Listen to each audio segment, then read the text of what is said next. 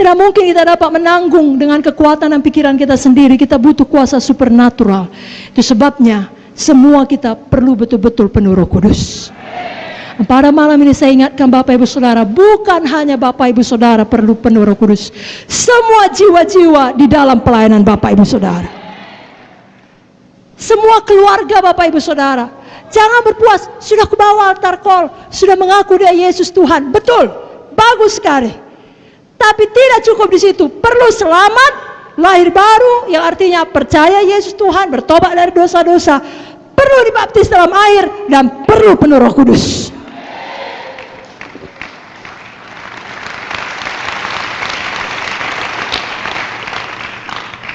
Saudaraku, bagus selamat, bagus baptisan air, sangat-sangat baik.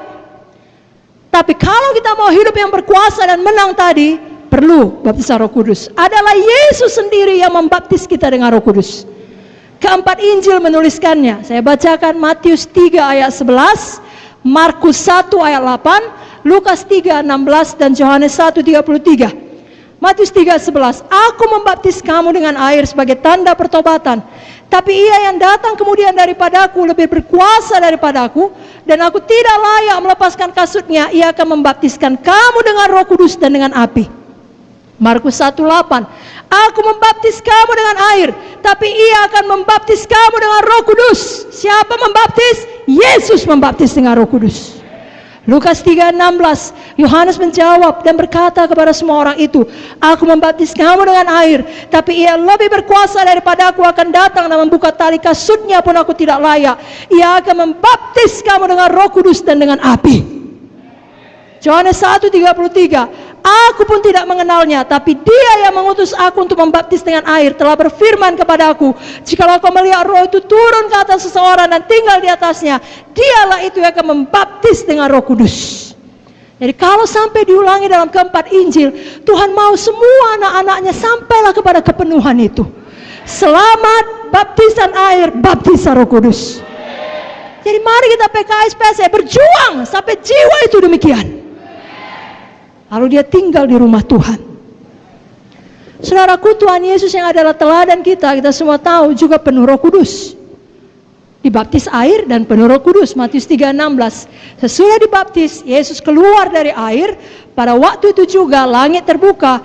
Ia melihat Roh Allah seperti burung merpati turun ke atasnya. Kalau Yesus sendiri perlu penuh Roh Kudus ketika dia masih hidup di dunia ini, apalagi kita.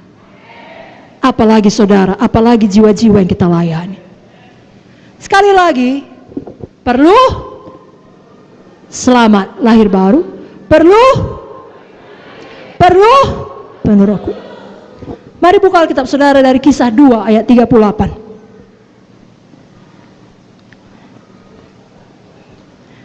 Mari kita semangat melayani jiwa-jiwa sampai mereka penuh Roh Kudus.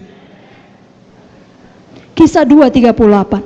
Jawab Petrus kepada mereka, bertobatlah dan hendaklah kamu masing-masing memberi dirimu dibaptis dalam nama Yesus Kristus untuk pengampunan dosamu, maka kamu akan menerima karunia Roh Kudus. Tiga-tiga ada di situ. Bertobat itu selamat, lahir baru. Dibaptis dan menerima Roh Kudus. Sekarang diulangi lagi dalam Kisah 8 ayat 12. Mari buka Alkitab saudara dari Kisah 8 ayat 12. Mari kita baca bersama-sama. 1, 2, 3 ya. Tapi sekarang mereka percaya kepada Filipus yang memberitakan Injil tentang kerajaan Allah dan tentang nama Yesus Kristus, dan mereka memberi diri mereka dibaptis, baik laki-laki maupun perempuan. Baguskah ini saudaraku? Bagus. Semua bikin tangannya bagus.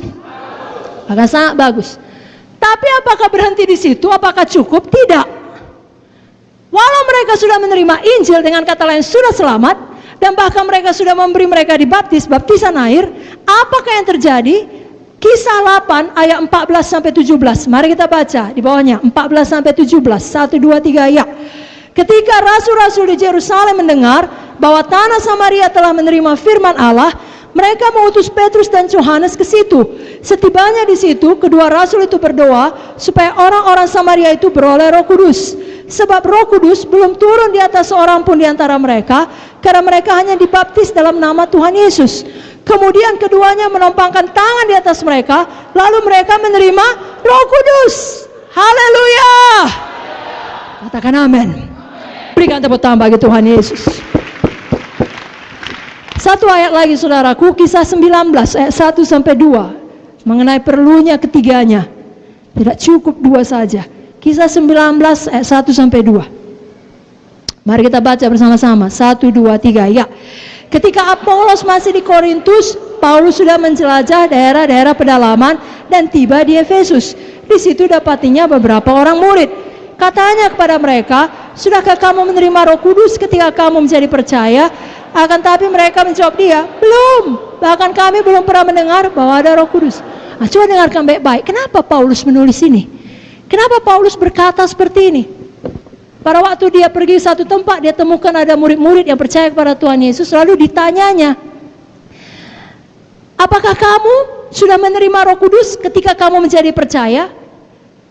Bukankah saat kita percaya, dengan kata lain saat kita selamat menerima Yesus, dengan sendirinya kita juga menerima Roh Kudus? Jadi kenapa ditanya Paulus?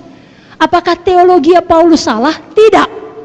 Tidak mungkin salah. Dia menulis sebagian besar daripada kitab-kitab perjanjian baru. Amin, saudara.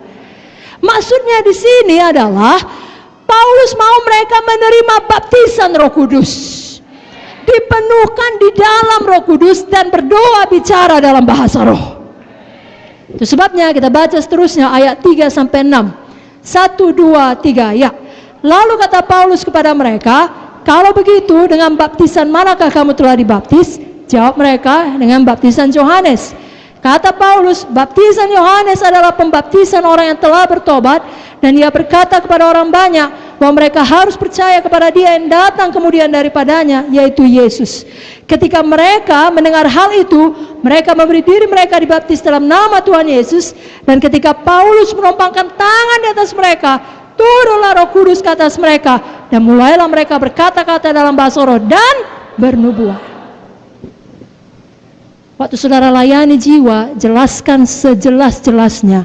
Roh Kudus bukan hanya untuk murid-murid Yesus dan 120 orang yang tertulis di Kisah Para Rasul 2, tapi untuk kamu dan untuk anak-anak kamu, untuk sebanyak orang yang dipanggil Tuhan, untuk kita semua janji itu. Berikan tepuk tangan saudaraku, amin.